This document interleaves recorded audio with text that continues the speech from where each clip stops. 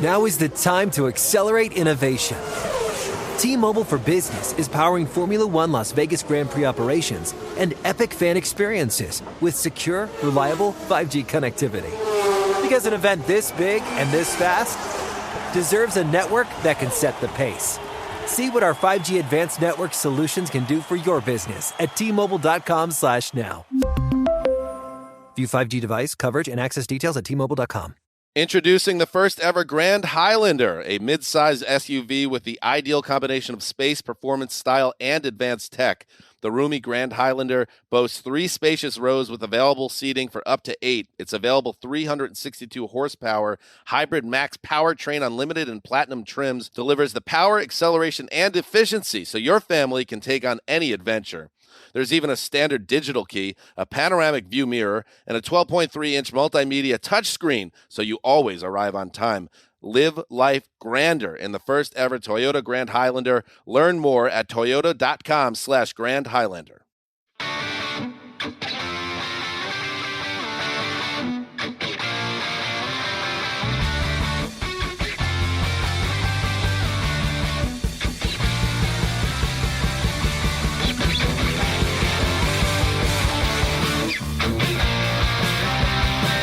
Welcome to the Fantasy Footballers Dynasty Podcast with Borg, Betz, and a baller.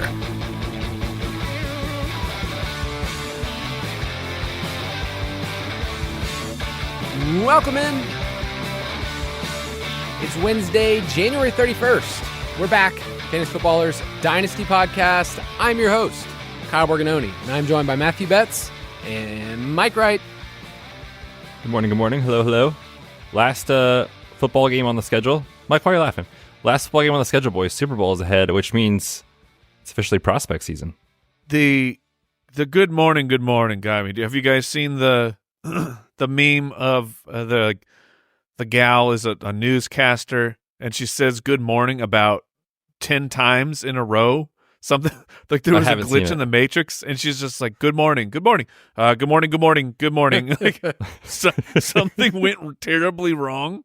Oh, I'll try and find it. But if you haven't seen it, ladies and gentlemen, try and find it. Yeah, I feel like for the podcasting, we can tell people to welcome in. We're glad you're here. Welcome in. You're with us.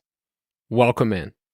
I mean, like, there's a point where you kind of go on autopilot when you're audio only, but I can imagine being in front of the camera. I mean, Mike, you have a face for the camera right now in this season of life. Yeah, I mean, for always, not just this season. Just right now. Oh, Mike, what does would that you mean, say Kyle? Mike in his 20s? You know, were you ready for the camera? Sometimes. You wanted to be on a stage though, with a ripping a guitar. Yeah. It's I mean that kind of camera is like it's zoomed in, but it's very far away. Yeah. No, I went to college, thought I would do like some type of sports journalism, broadcasting, and here I am, but I get to do it behind the mic, and so people just kind of get to hear my sultry tones. Mostly, they just imagine what I look like. And that's what people say about Kyle's voice, sultry, man, sultry. On this episode, we will kind of be turning the page and looking forward at the rookie class. We'll be doing a rookie class overview, and I really like the approach that our team is taking. We've done this last couple years as we rolled out the Dynasty Pass, but we want to be as transparent as possible, saying, here's where we're at with these prospects, here's how we can grow, here's where I might have some blind spots. And just know, when you're looking at rookie picks in Dynasty leagues, the NFL draft, there's so much right now at the end of January we don't know. And we'll talk about some of these examples, including, do you guys remember a couple years ago at this point of the year, Malik Willis was supposed to be the number 2 overall pick? Oh, yeah, good times. Good times. What a time it was to be alive. I mean, where did he went in the second round, or where did he go? I don't even remember. Third round, 86 overall, and up until March, guys, he was the betting favorite to go number 2 overall. Which is just wild, because that guy probably won't be in the league in a couple years. Like, he's not even like doing well as the backup on his own team. Correct. So much can change. And so whatever consensus opinion you see out there, for this month, next month, his draft stock actually skyrocketed. I did some research and just remembering what happened at his pro day. He had one like bomb throw. And so everybody was just mocking him as he's going to go number 2 overall. The old Zach Wilson. Yes, the one off-balance throw that this kind of reminds us of Rodgers. This is kind of like Mahomes. Therefore, we need to elevate this player.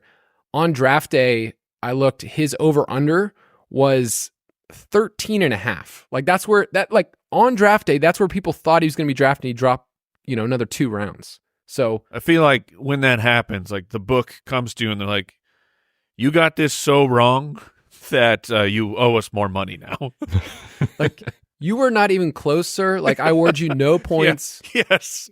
May God have mercy on your soul. So I think it's okay to admit I don't know everything about this player in January. I don't know everything about this player in February, but we're going to hopefully gain a deeper and deeper knowledge of these guys, their production profiles. So on this episode, we're going to give an overview of these picks, quarterbacks, running backs, wide receivers, and even a tight end, because really this year's class has one dude and everybody else. So we'll talk about those guys, and the Dynasty Pass is right around the corner. It's on the way, weeks away.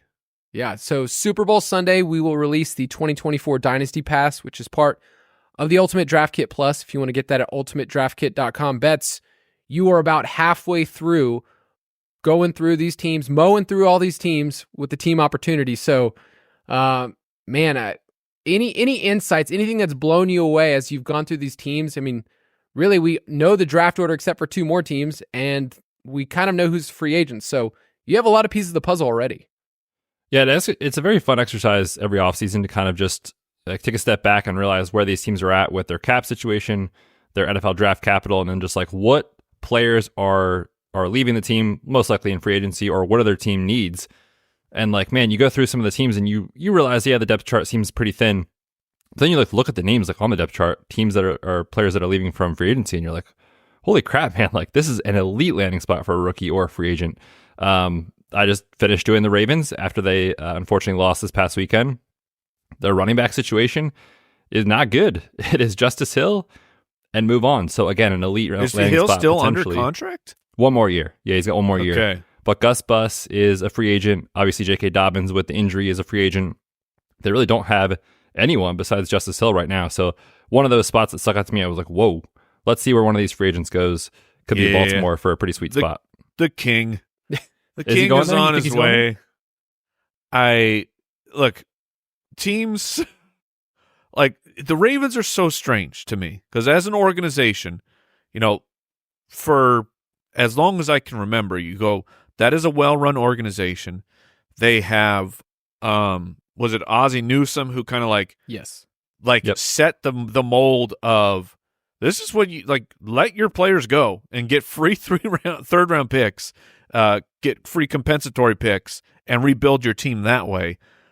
But then at the same time, they do things like give Odell Beckham $15 million guaranteed or whatever the when the contract happened. I think it was 18 by the time it was all said and done. Something crazy. It was so absurd for people like the age snobs and all of us in our mom's basements of saying, you can't give Odell Beckham that money. Like he can still help your team, but he's no longer Odell Beckham Jr., the giant receiver who caught the ball one-handed over his head falling backwards. Like, he can't give you that anymore. Why are you paying him that way? And look what happened. But the point of that being is the Ravens, while they're well-run, seem like a team who's not afraid to go look at Derrick Henry, a running back who you should not heavily invest in financially, and heavily invest in him financially. The Ravens, they've killed in the draft. Mike's talked about it in finding players later on. I feel like some of their picks in the first round, aside from Lamar, Zay Flowers is a fine pick as a rookie. They've had some questionable ones. And I want to kind of bring that up as our quick question because the NFL, their job, their billion-dollar industry is forecasting players. Our job and what we do is also doing that from a fantasy perspective. So the NFL gets it wrong, and of course we get it wrong because we're a step or 2 removed from the process, right? Like I'm interpreting what this team is doing, what their opportunity is, how good this player is. So we got to admit at first, like I'm a step removed from that. But when you look at the draft capital, what you see on film, the production profile, what we talk about in the Dynasty Pass, and the team, like you have 3 or 4 things that you kind of check the box for, but often we miss. And Betz, you have a player listed here from the Ravens that seemed like he checked those.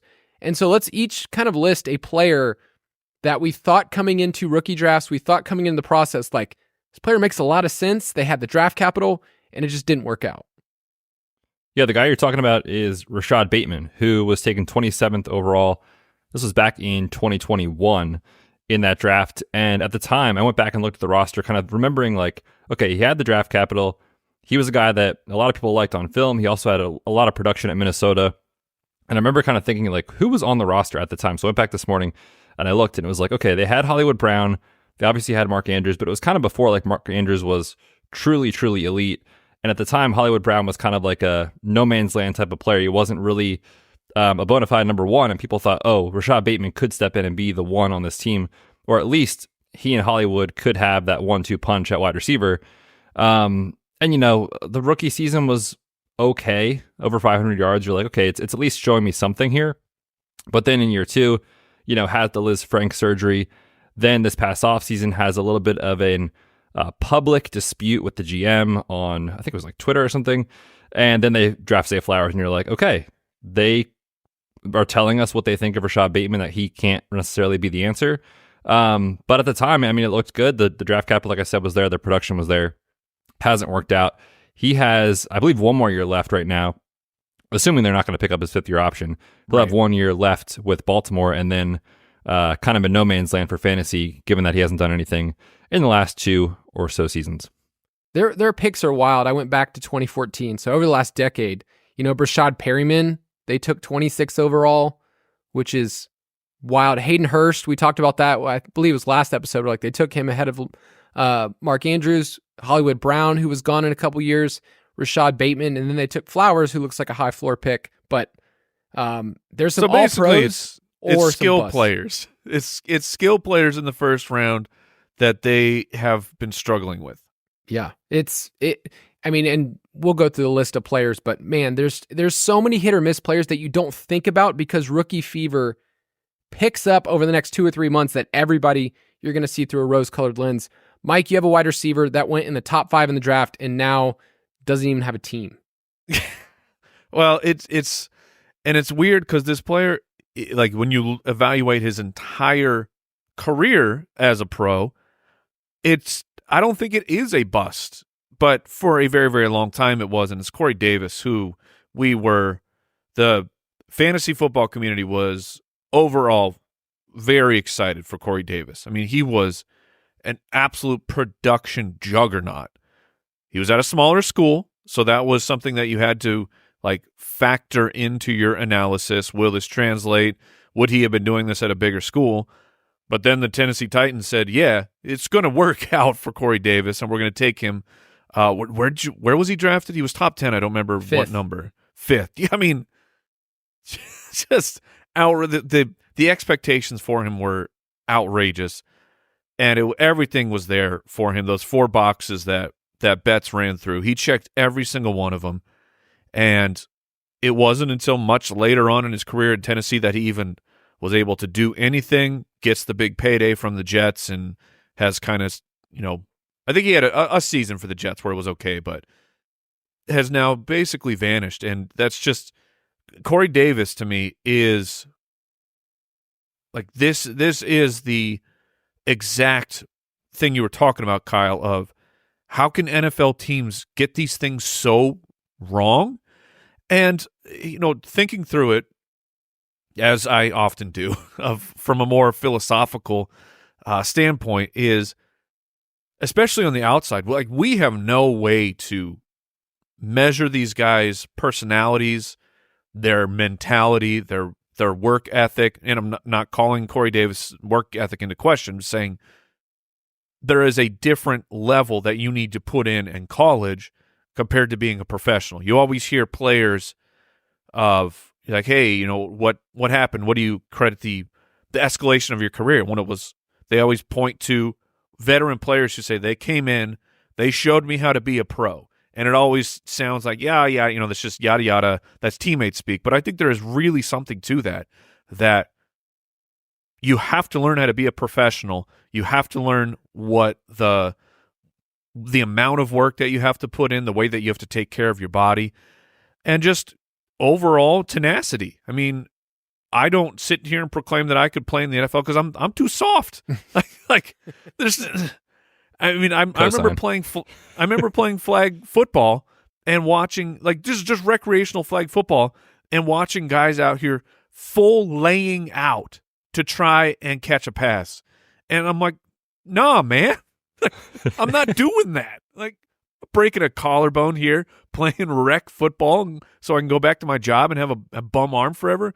But the point being, I'm a soft little baby boy, and you got to be so tough. And that's an evaluation that we can't make on the outside, and even on the inside is still very difficult for the NFL to make. Right. There's so much subjective that when you look at a player, you first you could say, oh, well, drafted in the top 5. He's got production. He checks this box. But then what scheme fit is he in? Like, that's what I love seeing about Sean McVay. He's like, I'm going to use Puka. I know exactly how to use him. He actually popped a lot in our metrics that we talked about this past year behind the scenes. So you guys saw that video, right?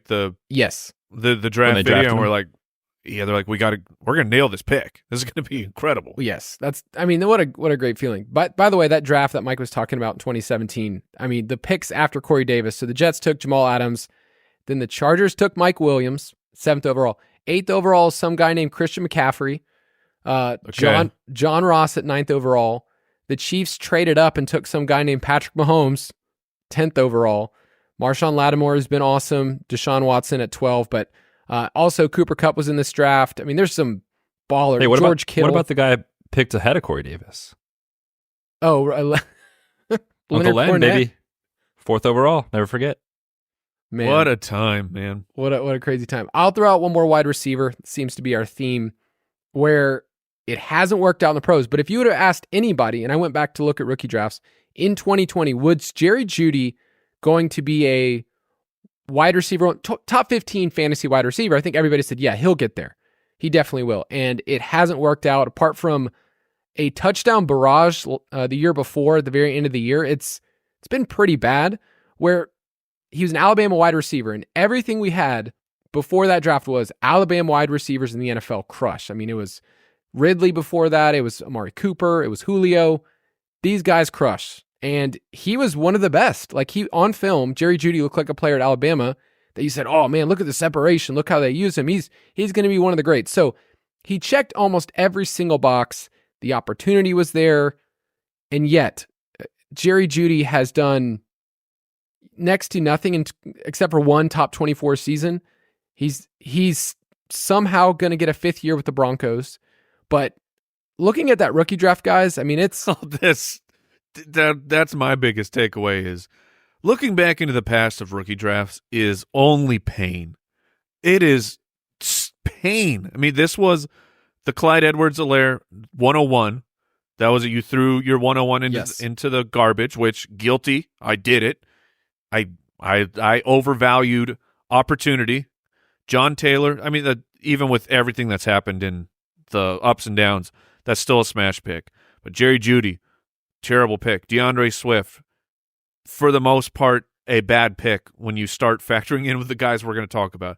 J.K. Dobbins, I really believe it would have worked this year, but, I mean, an Achilles injury and probably close to the end of the career there.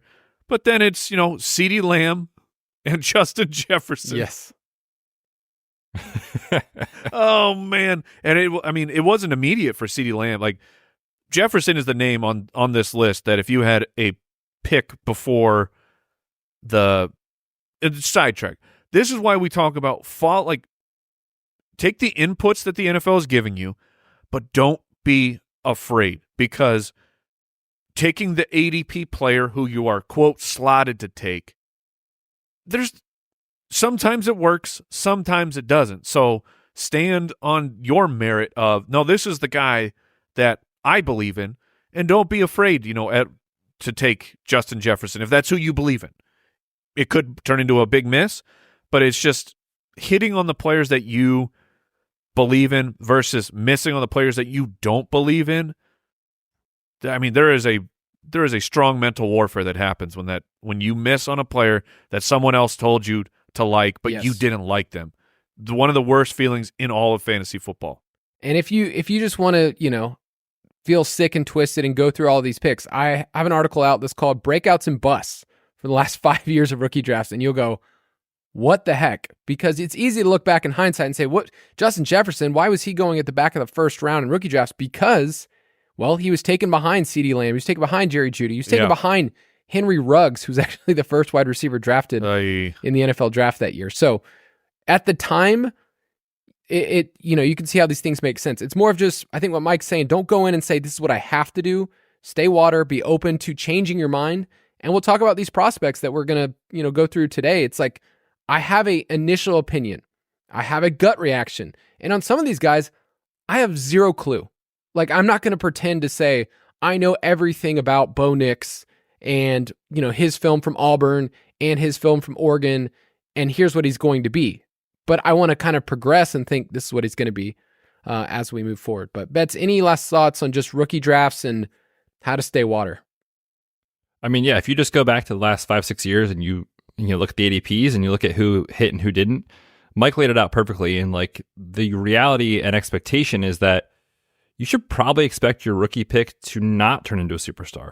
Like that's the actual outcome that's probably going to happen, right? I mean, 100%. And yet we're like, oh, you know how many draft picks I have? Exactly. And when we do the rookie scouting process, I find myself doing this too.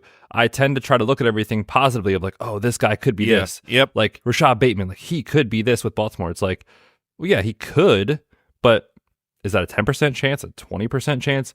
It's not great, right? So I need to be better, I think, just like when I scout guys, of understanding, or not just looking at it positively, but also looking at like, where could this go wrong? How do they fail? Is the market overvaluing this player or this pick?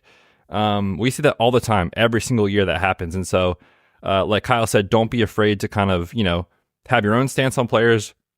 And also don't be afraid to go against consensus, because every year in hindsight, rookie drafts look sillier and sillier as the years go on, right? So I don't think we should, if you're a new Dynasty player and you have a handful of people that you trust, you like us, you like other people, whatever, like question it. This is a very fluid process that not only we get wrong, but the NFL gets wrong every single year. So that's my biggest takeaway from rookie drafts, is I think there's too much groupthink. Yes. And a lot of these guys will fail. Yeah. And when we talk about players, you said there's a range of outcomes, and every single player has it, where you don't even look at Marvin Harrison Jr. and say, wow, he has a 100% chance to be a great player. Like, no, like, yes, he has a good chance. And when you start to put numbers to those kind of things, you realize like, oh man, like there is a chance that any player that's drafted in the top 5, and we can go through a bunch of them, fails. We'll talk about the quarterbacks. Dear Lord, there are so many quarterbacks taken in the top 5 that have failed in the NFL, that in a super flex league, you said, I have to take this player. There's still a chance that things go south. Yeah, we have, I think Jason and I were having this discussion of, someone was saying, I'm in a super flex league. I had the 101 last year. I needed quarterback. I passed on Bijan and I took Bryce Young. And it's like, I mean, that feels bad. They have the 101 again this year. Superflex still need quarterback production. And it was the discussion of, okay, well, do you take, Caleb Williams 101, or do you take Marvin Harrison Jr., who has seemingly a much higher probability of hitting and being a success for your fantasy football team? So those will be really, really fun discussions as we get further along in the process. All right, let's take a quick break and we'll be right back.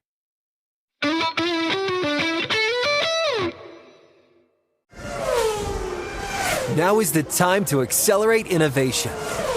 T-Mobile for Business is powering Formula One Las Vegas Grand Prix operations and epic fan experiences with secure, reliable 5G connectivity. Because an event this big and this fast deserves a network that can set the pace. See what our 5G advanced network solutions can do for your business at T-Mobile.com/now. View 5G device coverage and access details at T-Mobile.com. Whether you're cheering on your favorite team or hosting a movie night, DiGiorno knows planning a winning watch party on a budget isn't easy. You need the perfect setting, the perfect squad, the perfect eats, and the perfect plan to keep everyone pumped all night long. So why would you fumble the play by ordering delivery? The wait times, the fees, the cold food, it can't outdo the delicious fresh-baked taste of DiGiorno Classic Crust Pizza, especially on game night. No, you need to draw up the perfect plan. Luckily, you're a game time mastermind, and you know that grabbing a DiGiorno Classic Crust Pizza is one call that brings home a W. With half a pound of cheese, sauce, and other toppings at an incredible price, it's your game day MVP, most valuable pizza. So are you ready for a big W at your next watch party? Don't take any chances. Make the right call and grab a DiGiorno Classic Crust Pizza from the grocery store today. It's not delivery, it's DiGiorno.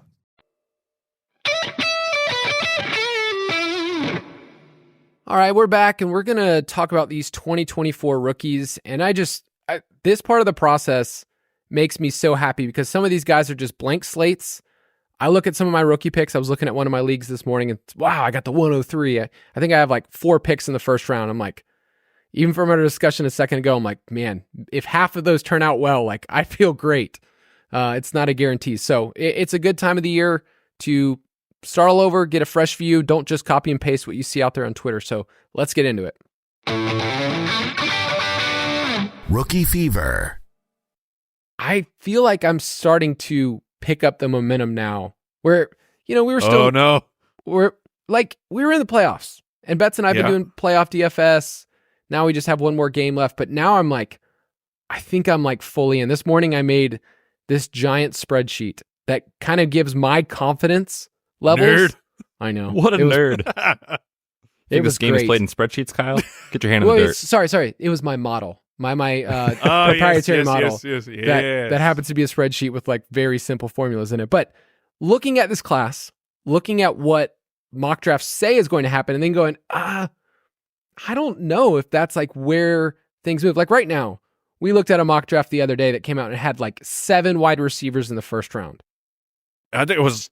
I was looking at NFL Mock Draft Database, which is a great source. They do essentially they're a big compiler, seeing where everyone in the industry is kind of mock drafting players and putting it together in an easier to consume format.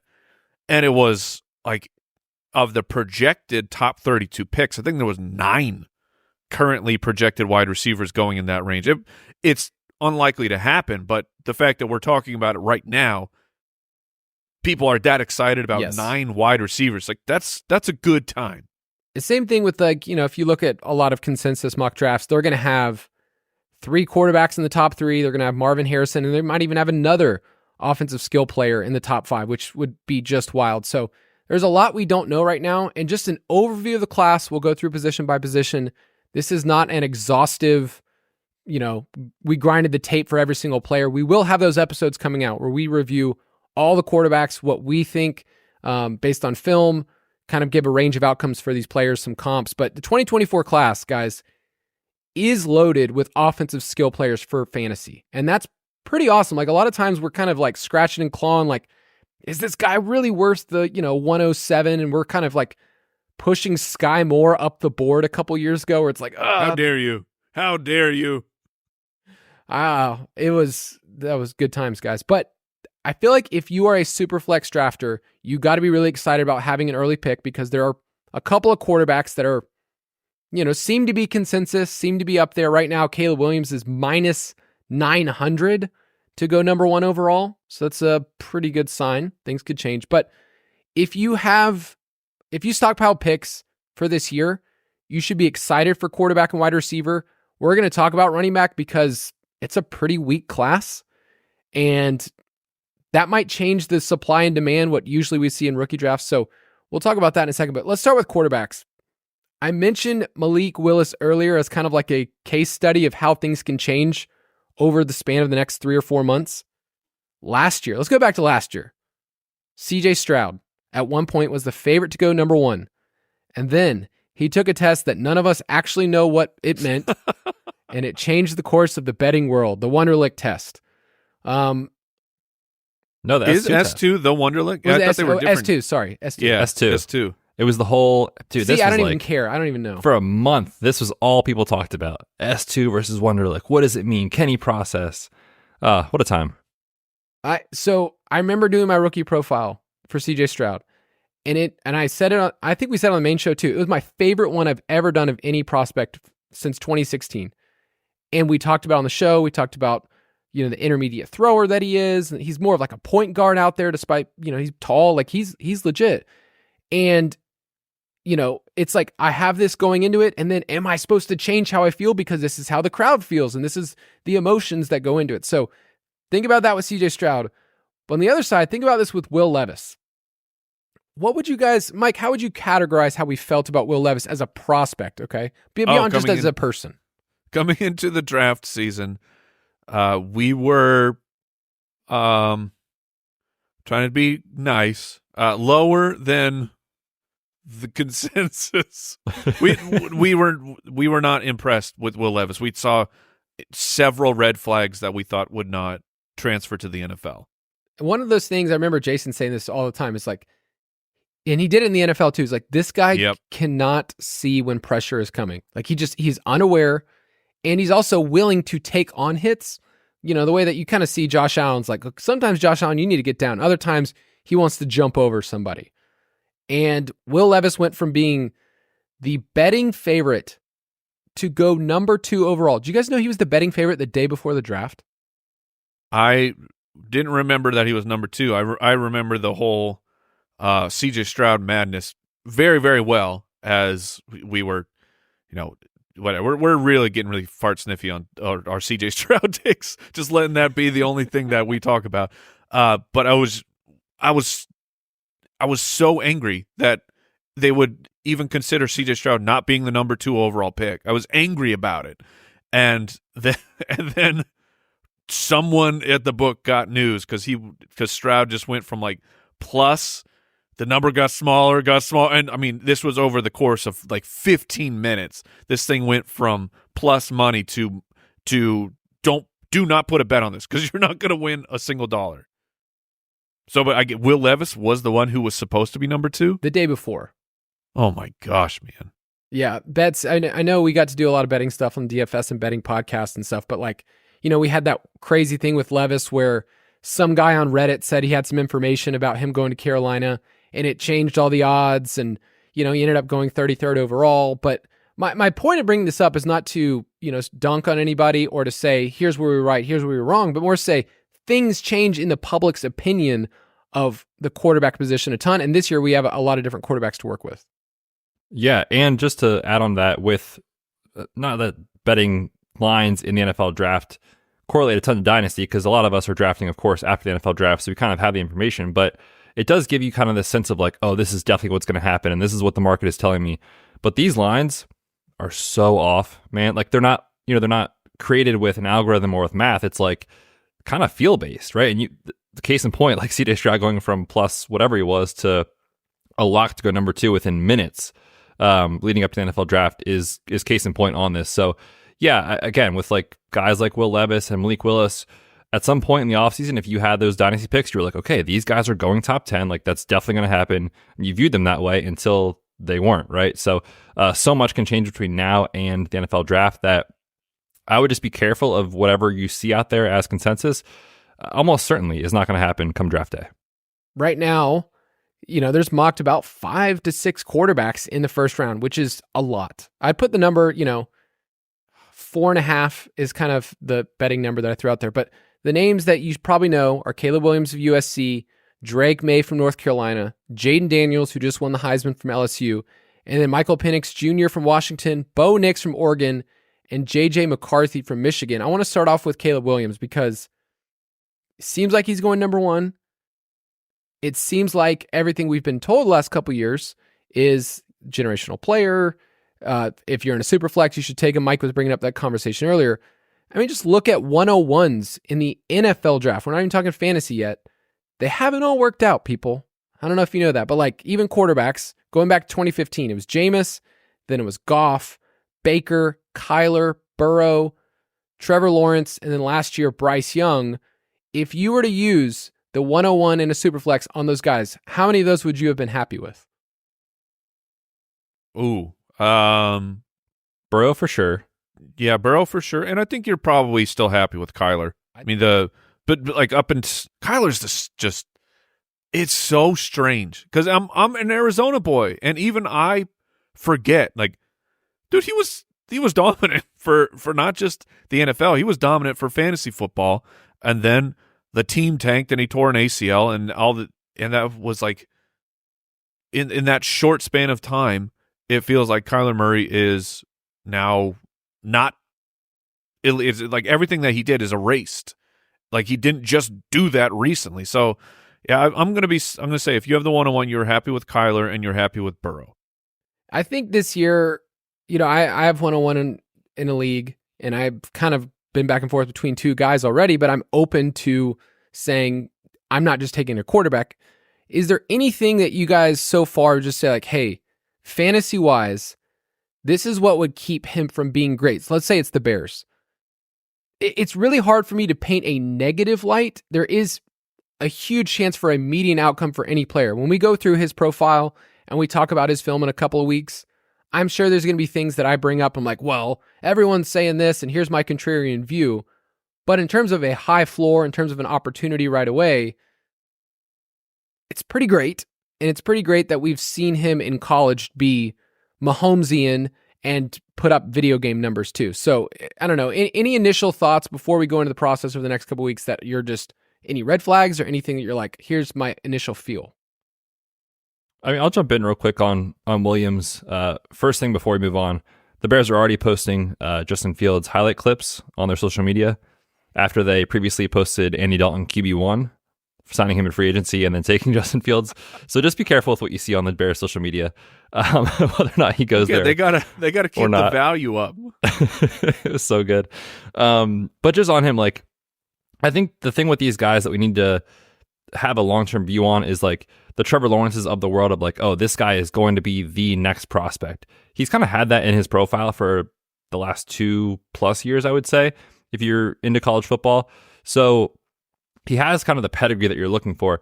I will say, like, there were times this year, and I haven't done a full study on him yet, but just kind of watching him at USC this past year, it was like he would have some incredible moments and then some plays where you're like, it kind of let me down a little bit. So with any rookie, it's not set in stone, and there are ways where it goes wrong. But I think if you're looking at just early takes on the spot, he's going to have every opportunity to be the starter wherever he goes, and he's going to go top 5, no doubt about that. And so, yeah, if you're looking at just a rookie quarterback that's probably going to have multiple years at a chance to be great, of the guys on this list, he is the most likely to have that chance. Yeah, him and Jaden Daniels have the earliest breakout age, and Jaden Daniels is kind of hard to categorize because he transferred, and also because there's years at Arizona State, which Andy brings this up a lot. He's like, we were Arizona boys. We've seen this guy play, and then all of a sudden he becomes a video game character. But there's obviously a lot to like with Caleb Williams. Jaden Daniels just put up the best QBR season since 2010, which is something we look at a lot. I'm doing my film evaluation of him literally right now, and what I'm doing is trying to look at Arizona State film, and then it's bad, and then LSU film, and then this past year, like where he just went off and tried to say, like, okay, is there anything that really changed? I know there's different players, different coaching staff, but I'm going through that process so I don't just look at this year's film. Yeah, I'll jump in and just say I'm starting my study as well, but I will. This is just who I am in my fantasy football DNA. Unless Jaden Daniels plummets in the draft, I can't imagine he won't be my 101 as in terms of quarterback rankings, because I play fantasy to win. Like Caleb Williams, I think floor pick is kind of the perfect way to put it. I'm not saying Caleb Williams can't be a true ceiling hit for your team, but guys who are pocket passers primarily, like you have to be put into such a incredible situation and be that good that it's so rare to have those guys. I mean, Joe Burrow on the Cincinnati Bengals, if like try to just imagine the world where they take Penei Sewell and they don't take Jamar Chase. Does Joe Burrow put up that season, like those video game numbers that he was putting up for the Bengals? And I don't know that you can say for sure either way, but I would lean that probably not as good. I mean, you have to have, for a pocket passer, you have to have both of those things hit, where great quarterback with a big arm, I'll add another one, an offensive play caller, because for the first half of Joe Burrow's career to start, it seemed like the training wheels were on. It was, we're going to run. Like, we are the highest tee of teams, and we're just going to keep running and running. And then eventually Joe Burrow was unleashed, and they figured out this is the best way to go for the offense. But just if Caleb Williams if he goes to the Bears, he has DJ Moore. That's great. The Bears do have another high pick, so there's a chance that they take another skill player. If all of those things happens, then maybe Caleb Williams, you just lock it in as the easy number one fantasy quarterback to pick. But I think it'll be very difficult for people to weigh out Caleb Williams being a surefire hit versus Jaden Daniels feeling like a one-year wonder. But he's the one that, if he hits in the NFL, is going to put up ridiculous fantasy numbers. Right. When you put up 1,100 rushing yards, 10 on the ground, and then another 40 through the air, I mean, like I said, video game numbers for Jaden Daniels. Yeah. And Mike's very clear. Let us be clear. This is a fantasy take. This is a fantasy football take. Yes. And I'm sitting here. I'm still in the burn ward from my taking Trey Lance over Trevor Lawrence, like, because that feels bad, but it doesn't feel the worst because you're looking at what has Trevor Lawrence become?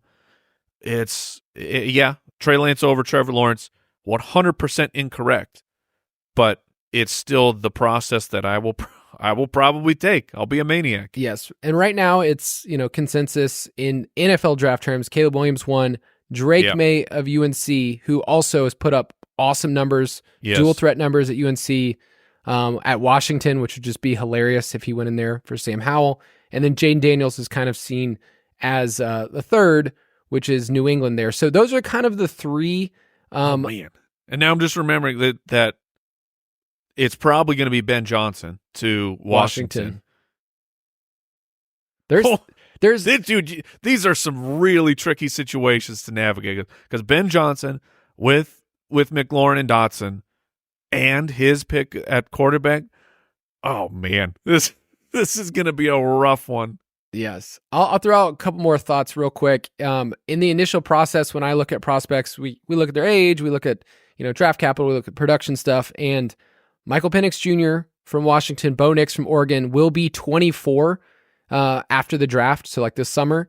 And I went through and looked at every single quarterback that was 24 or older to get drafted in the first two rounds. And apart from Carson Palmer, who was Palmer's a hit. Yeah, and he was taken first overall. You have Burrow on this list, and Andy Dalton was fine as an NFL pro, but in terms of like fantasy, the hit he did okay. There was a season or two there where Dalton was fine. Right. He was serviceable, he's a good NFL pro, but like it's not a good list to be on. And so that is not the only thing we look at with prospects to say, oh, they're old, they won't work. Obviously, they're not Brandon Weeden old where they're 29 when they get drafted, but yes, that almost can't be true. Like, what? I had to adjust my settings when I did the kind of search. I was like, okay, so like somebody, anybody who's 24 to like, I don't know, 27, 28. And I was like, oh, no, he was older than that. So that's unbelievable. Yeah, so those are prospects that we have on the radar as kind of seen close to being first round, but I could see them falling a little bit. And then my last little point here I want to give is that we're not good at drafting quarterbacks in Superflex leagues. I've found, and I have, an article out there, do we overvalue them? And the data says we do. The hit rate on them to get a top 12 season in their first 2 years is about 50-50. So a lot of times you're thinking, oh, I got a quarterback, I got a starter for the next, 5 years or beyond. Like a lot of times these guys aren't even starting for their own teams in 3 to 4 years, much less for your fantasy team. So the hit rate is a lot lower than you think. You can check that out on the website if you want. But let's take a quick break, and then we're going to have a good little debate about running backs.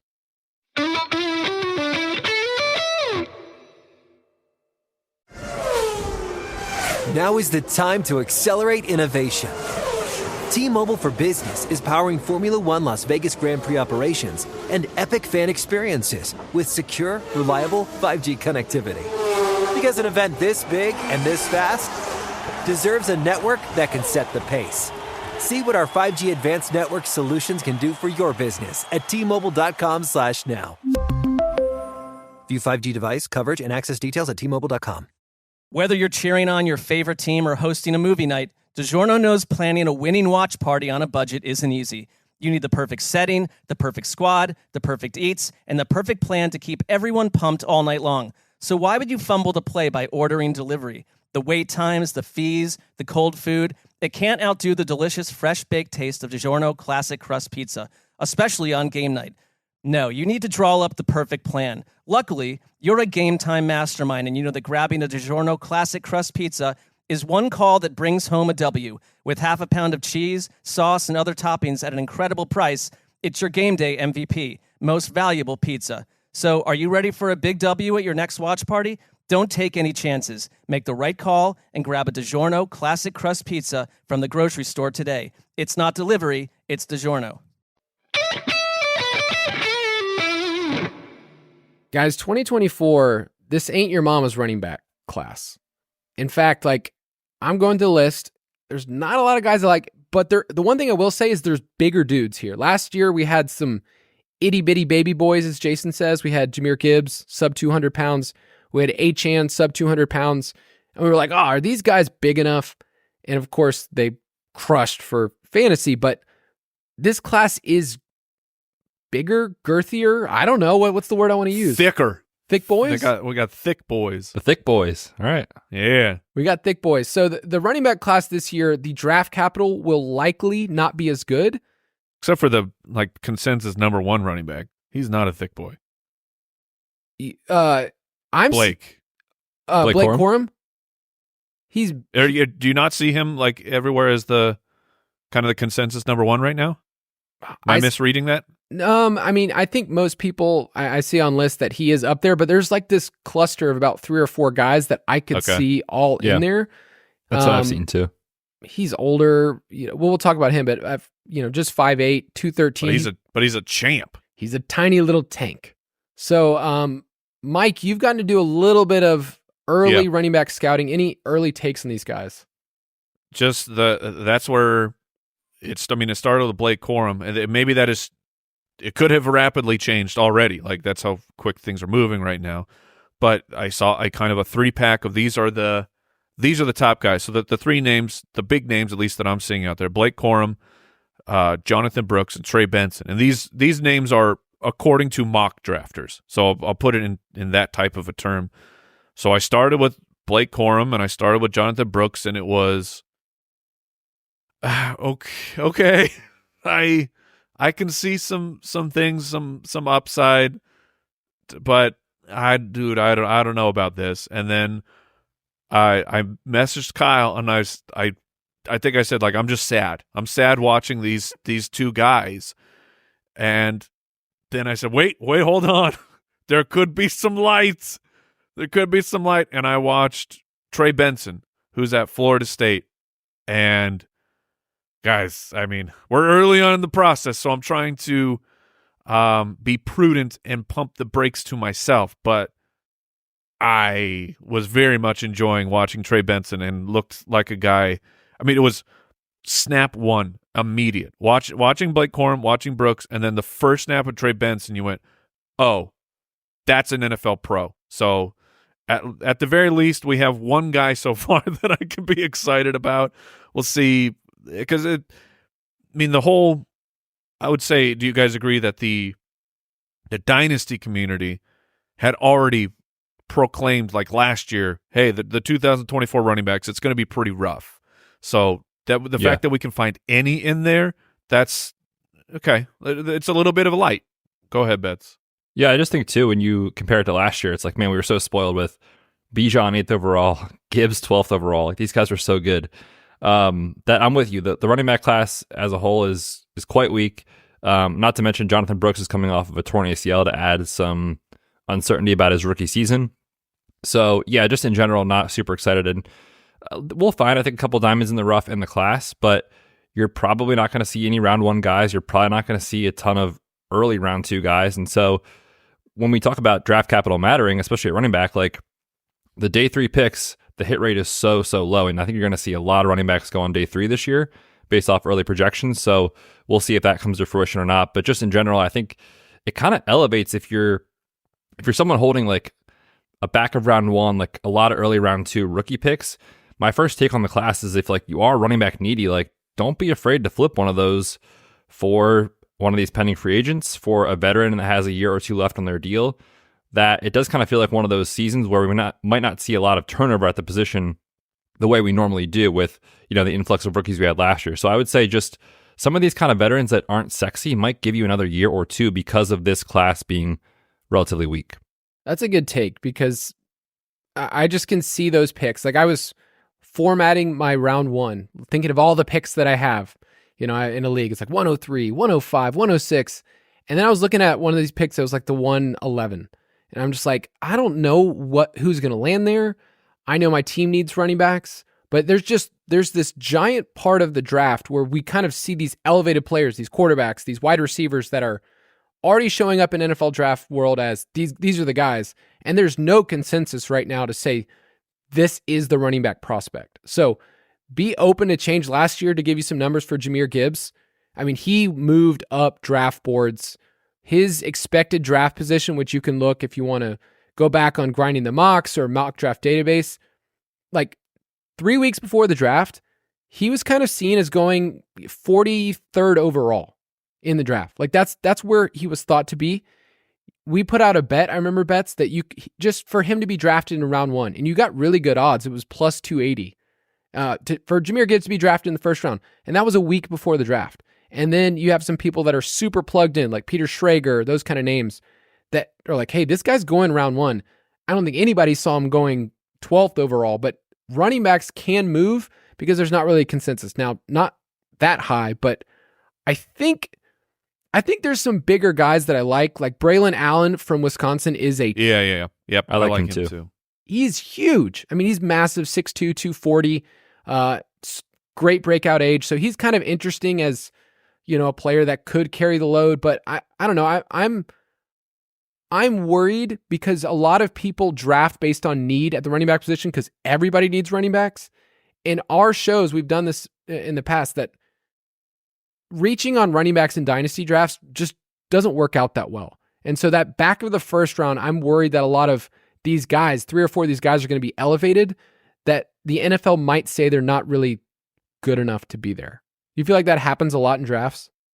I'll jump in. The first example I can remember is, I don't remember who else was on the board, but like a late first or early second rounder, now I don't remember exactly, but it was Michael Carter from the Jets, who was a 4th round pick, if I remember that right.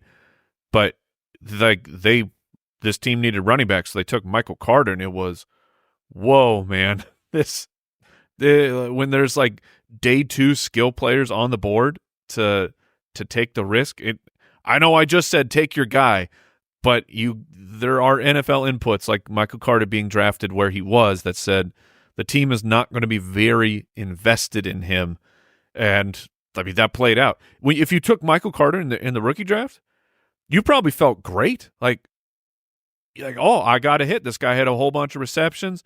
We're all lined up. It's going to be fantastic. And then the next year, the Jets no, we got a first-round running back that we're going to take in Breece Hall. Michael Carter is now replaced. He's not even on the team anymore. So that's the true danger, I think, of the day 3 running backs is it's so easy to fall into the trap of I'm comfortable because this guy's safe. Like I hit, we did it. I found a running back. No, the teams are so quick to move on from those guys when they see someone who's way better or even just slightly better. Right. And one of the adages we've shared before is that situations change, but draft capital doesn't for running backs. And so I'm looking at the data for that year, Mike, 2021. He was in the 4th round, like you mentioned, 107th overall. He was taken at the 201 on average in those drafts, where like Trey Sermon too was another guy who was elevated because we thought, oh, he has an opportunity. It's the 49ers. Where over Jalen Waddle. Jalen Waddle was there. I mean, there's some guy named Amon-Ra St. Brown who went later on. Yeah, Amon-Ra made all of us look dumb. Yeah, I mean, draft capital-wise, I kind of moved on. But we'll talk about that more with running back. Reaching on them, especially guys that have that day 3 draft capital, it just doesn't work at all. Let's go to a sexier position this year. Let's talk about wide receivers, because there's a lot of dudes. We mentioned earlier, some mock drafts have 7 or more going in the 1st round. And my first note here from Marvin Harrison Jr. is that he was created in a lab, which is cool. And we're fine. I'm fine with it.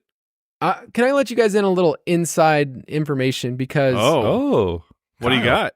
Okay, so I have the 101 in a 1-quarterback league with Jeremy. I don't know if you guys. You're okay. So the Main Ballers Dynasty League. Main Ballers Dynasty League. I have the 101. Now somebody in that league tried to come after the 101. Okay. Ooh. And they gave us a pretty tempting offer. Okay. They said, hey, your team doesn't have any running backs. How would you like Breece Hall for your team for Marvin Harrison Jr.? Right. And I thought at first, okay, this is a starting of a conversation. But then this said owner begins to crap on, hey, we're not sure the 101 will be that great. He's just a prospect. And he didn't name Marvin Harrison Jr. when I know for a fact that Jason Moore is going after Marvin Harrison Jr. Well, guys, I think you know how I would feel about that. Screw them RBs. Screw them RBs, man. Don't do it. Oh, man. We're going to talk about him so much over the next 2 or 3 months. Wait. And so did you make the trade or no? No, we didn't make the trade. No. We said we didn't like the way that he would not name the player. He kept saying prospect, and it's not a sure thing. And I said, one of the things I hate in deals is the player you're trading for, do not crap on that player. Okay? Yeah. You obviously That's want the worst. them. So let me tell you why this is good for you. Oh, man. And I can say that right now because Jason's on a cruise ship. He's not here. That's not even good negotiating. Come on, man. I know. He was trying. So we felt really good about where we're at in our rebuilding process. And we said, hey, we've got some good rookies. Why not get probably the best one? So Marvin Harrison Jr., production profile, size. I mean, NFL scouts said, hey, if he would have come out last year, he would have been the first wide receiver likely taken. So, I mean, would you be so excited? I mean, are you already putting in your mind he's an Arizona Cardinal? I am trying to be careful because all the Cardinals are at 4, and all the mock drafts are saying quarterback. But I think that's a dangerous thing to say. Like quarterback, sure, lock that in. But a quarterback at 3, it's the Patriots, right? So yes. The Patriots would have to draft probably Jaden, or maybe they love someone else. But it's very possible, but this is not a 100% guarantee. So I'm really trying to contain myself, because if the Cardinals drafted Marvin Harrison Jr., the fan side of me would be so happy. Yes. Right now, there's about 5 to 6 wide receivers that seem to be separating in the process. But once again, this is January. We're going to get a lot of information. We're going to get combine numbers where people move up and down. We're going to get information that says this team likes this player, which is one of my personal pet peeves in this season. It gives a team zero leverage to publicly say we like this player, especially if you're picking, I don't know, like if you're the Chargers at 5. What do you have to do? There's other teams that can not only move ahead of you, you just don't publicly say, I really like this player, unless you're the Bears, and you can do whatever you want and put out whatever false information. So Betz hears me say that every single year, but it's the worst. It's true though. It's insane to me that a team's like, we're picking 28th overall. We really like this player. Let's tell everybody. Like, what do they have to gain other than throwing some false trails, some smoke bombs? You're trying to get some other team to draft him. Yeah. I really That's all you're like doing. Malik Willis. He's really good. I wish he was on our team. Betz, you got any early takes in the wide receiver class? I know you and I have watched a little bit of LSU film. We've been talking about Jane Daniels. Malik Neighbors, Brian Thomas Jr., both prospects. Also, Keishon Butte shows up in the film. If you're watching, you're like, oh, brother. Not a good time Booty? to mention his name. Old Bet and Booty? Oh, no, man. And I was telling Kyle this morning when I was watching Jaden Daniels, it was like, man, every time I see him drop a pass, it's just, I cringe because I'm like, this man just from his headspace to like that drop just cost me $60K or like whatever it was. Like, I just, oh my gosh. But watching that, man, like Malik Neighbors and Brian Thomas stand out immediately, especially Malik Neighbors when you look at some of the Daniels films. So those guys look awesome. I mean, Keon Coleman he makes catches that when you watch him, you're like, holy crap, man. Like that was an incredible snag. These 5 guys that we have here on our list, I think are clearly kind of the top tier. And you could probably argue Marvin Harrison Jr. is in a tier of his own. And then it's kind of the group. But I do right now, early in the process, kind of agree with what the market is saying as far as these 5 separating from kind of the rest of the position. But we'll see. There's always going to be guys that emerge late that you get excited about or that have better draft capital than you initially thought. But like I said, I agree right now. These kind of 5 are the top of the class. And when you look at mock drafts that people put out, like Mel Kiper is going to have a popular one that just came out, or Bucky Brooks, like you'll see some of these names in the top 10. Roma Dunze, you'll see Keon Coleman kind of in that 25th kind of slot in a lot of people's.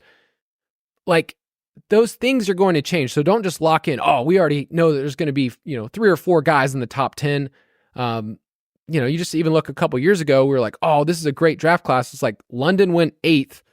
And then you kind of saw this run, in the, teens where you got Garrett Wilson, you had Olave, you had Jameson Williams, Treylon Burks. Like you have these other names that can move a little bit later. So don't just say this is the team that's going to be this player. But Malik Neighbors, everything I've seen so far, I like that he can kind of do it all. Like he can play inside, play outside. He led the NCAA in receiving yards per game this past year. So I think I've seen people try to give hot takes like, he's going to be better than Marvin Harrison. Like it's okay if he's the wide receiver 2 in this class. It's really good.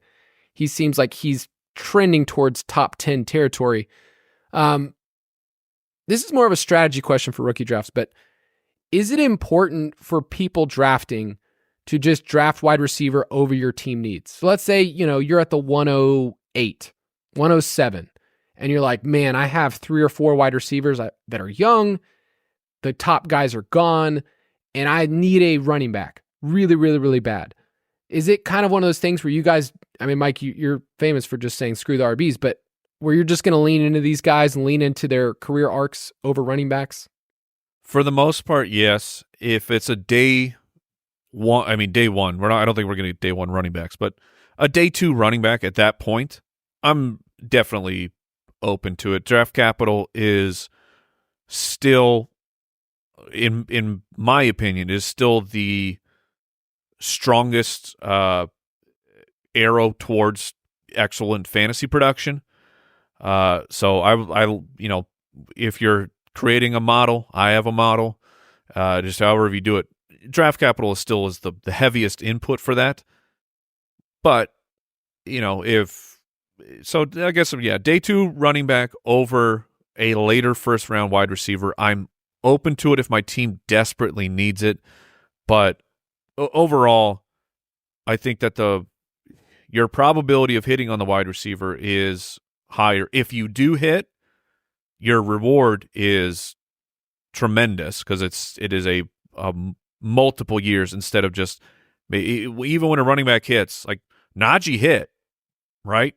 Najee Harris was a home run in year 1. Top 5 running back his rookie year for fantasy. Yeah. And then he wasn't. Like it just disappeared that quickly. So when a wide receiver hits, that's why I prefer them. And then if your wide receiver hits, your trade value for that wide receiver is now at a point where you can go get the running back that you wanted plus a little bit extra for your time.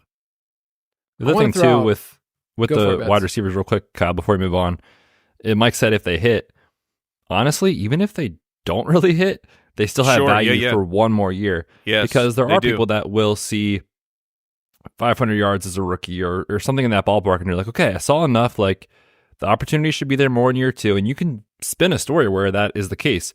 People did it this past year with Sky Moore. We've done it with Jahan Dotson. We've done it with Jerry Jeudy. We've done it with Rashad Bateman. The list goes on and on.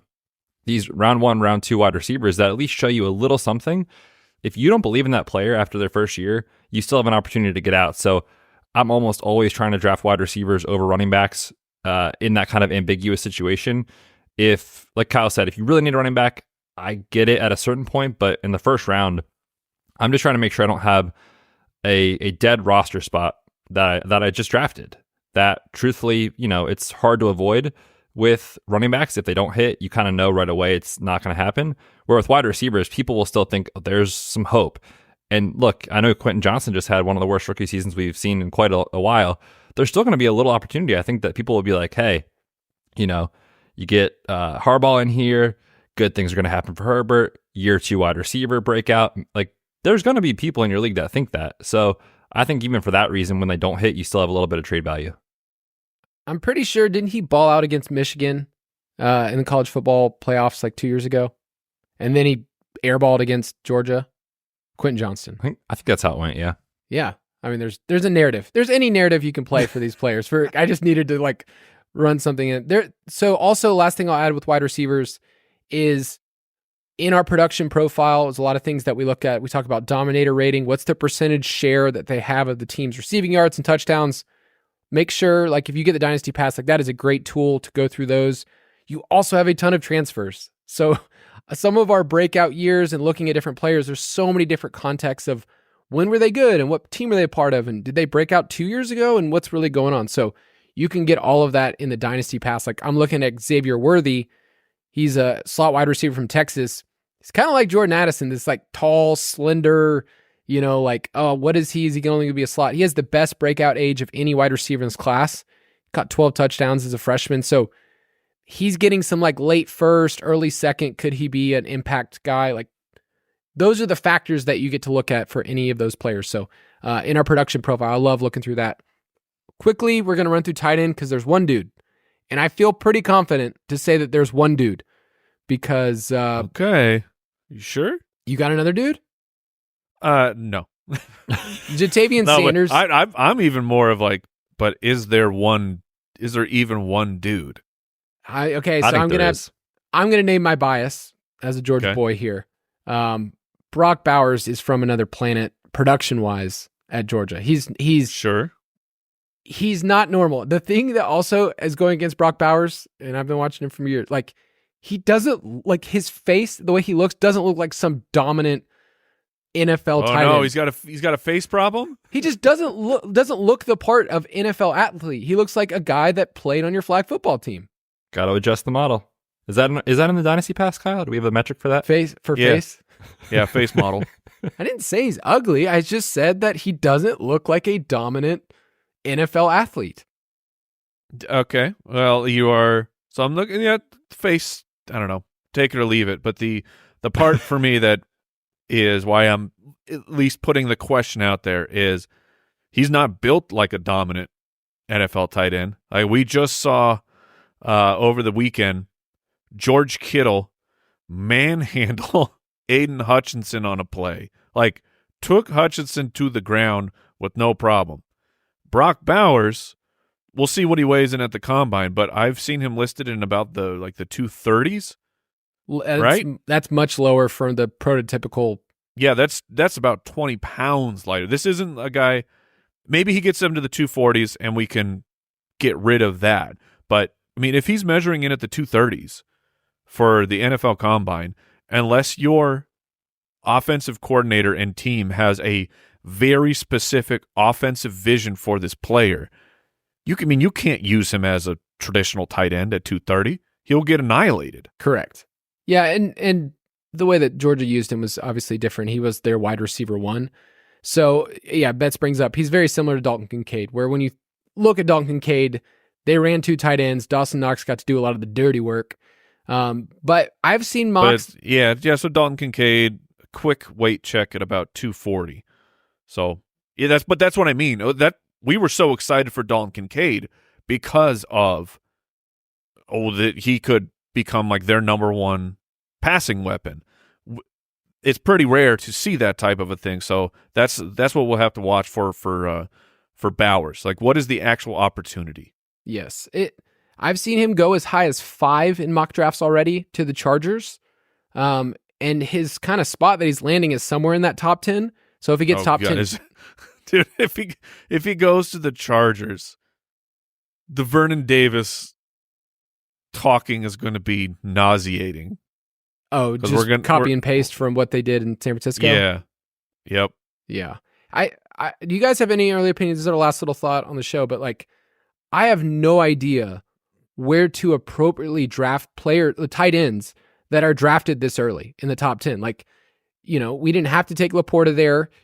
Kincaid, you were taking, 8th or later in the rookie draft. But if a player's going this early, you're like, oh, well, I have to. Like, look where we took Kyle Pitts that year. It feels like you're almost backed into a corner from draft capital where we've kind of talked about our tight end strategy is to kind of slow it down, wait. We know they're going to take a couple years. So any early take bets on Bowers, and because I had someone the other day that said, hey, I have the 103. Do you think I should take Bowers there? I don't have a tight end. I was like, there's no way I'd take a tight end that early. Yeah, I think this past season when we had Laporta and Kincaid and a bunch of the other rookies, like at least flash in not just a really good way, but for Sam Laporta, an elite way, it might kind of skew, I think, this year how we view Bowers, where it's like, oh, we just had these rookies do it last year. Like, certainly he can do it. But we have a lot of guys that have first-round NFL draft capital at the tight end position that really hadn't done it yet for fantasy. I mean, look at a guy like David Njoku. Like, it literally has taken like 6 years to be what he is right now. So yeah, I probably won't be able to get there as a top 3, top 4, top 5 pick in rookie drafts because I do think the wide receivers are that strong this year. And if you're talking super flex, almost definitely not with the quarterbacks that we've got. So, I mean, early take, back of the first round feels kind of right for me. And really that's because I think the running back class is so weak, quite frankly. So that's where I would slot him early in the process. But again, there's a lot more that needs to happen before we have a final take on that.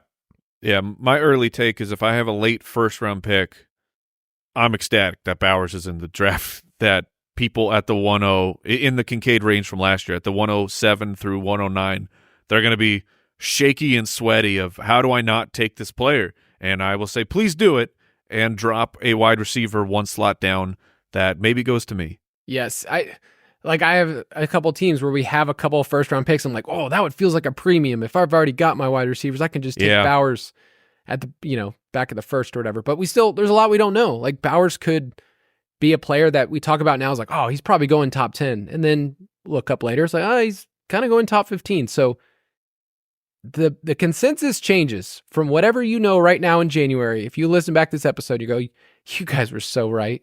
You guys were dead on. So smart. And being vague about what you don't know. Because I don't know. I don't know. That's the way to do it. Yeah. So we're going to be talking more about these prospects over the next month. I mean, we're grinding the tape, boys. We are fully in. So we're glad you're with us, and we'll get to do that more and more on the Footballers Dynasty podcast. We'll see you again next week, and Jason will be back. Goodbye, everyone. Thanks for listening to the Fantasy Footballers Dynasty Podcast. If you want to take your dynasty skills to the next level, check out thefantasyfootballers.com. Introducing the first ever Grand Highlander, a mid-size SUV with the ideal combination of space, performance, style, and advanced tech. The roomy Grand Highlander boasts 3 spacious rows with available seating for up to 8. Its available 362 horsepower hybrid max powertrain unlimited and platinum trims delivers the power, acceleration, and efficiency so your family can take on any adventure. There's even a standard digital key, a panoramic view mirror, and a 12.3-inch multimedia touchscreen so you always arrive on time. Live life grander in the first ever Toyota Grand Highlander. Learn more at toyota.com/Grand Highlander.